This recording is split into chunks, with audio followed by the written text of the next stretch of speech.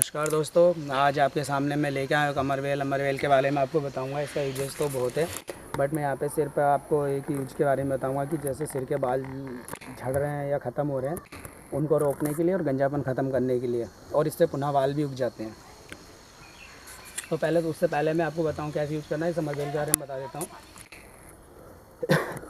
ये बेल होती है झाड़ी नुमा, किसी भी पौधे में हो जाती है। इसे अमरवेल या आकाश बेल बोलते हैं। ये अगर हम इस टुकड़े किसी में फेंक देंगे तो ये चला जाएगा।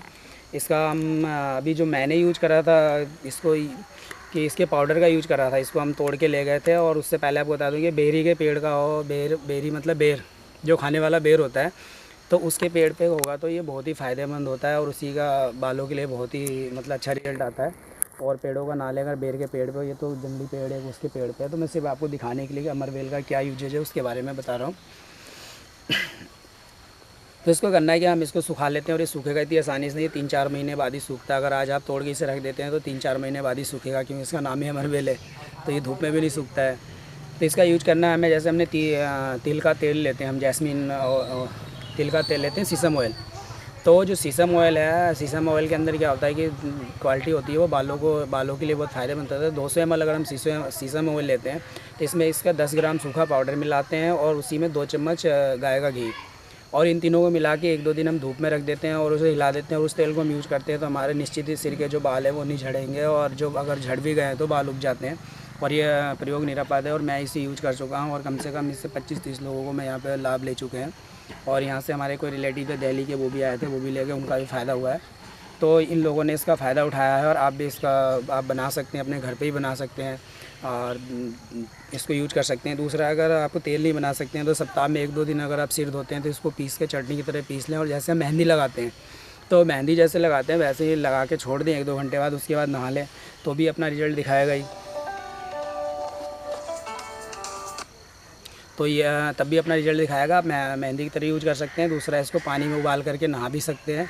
तो आप इस करते रहिएगा और अपने बालों से जो झड़ने की समस्या उससे छुटकारा पा सकते हैं। तो इसको आप लोग ज़रूर यूज़ करिएगा, और ये बहुत ही फ़ायदेमंद। और ये किसका यूज हो रहा है कि कभी चोट वोट लग जाती है तो वहाँ पे भी हम यूज़ कर सकते हैं। जैसे मोच वोच आ जाती है तो उसकी जगह में इसके पानी से धुलाई करते हैं तो भी सही होता है। लेकिन मैं उसके बारे में मैंने कोई प्रैक्टिकल नहीं किया, सिर्फ बालों के लिए किया है। तो आप बालों के लिए निश्चित तौर पे आप कर सकते हैं, कोई इसका साइड इफेक्ट नहीं है, आप बालों पे कोई नुकसान नहीं होगा, और नेचुरल रूप से आपके बाल उगेंगे और घने हो जाएंगे। और अगर झड़ भी गए तो वहाँ भी बाल उगने चालू हो जाएंगे।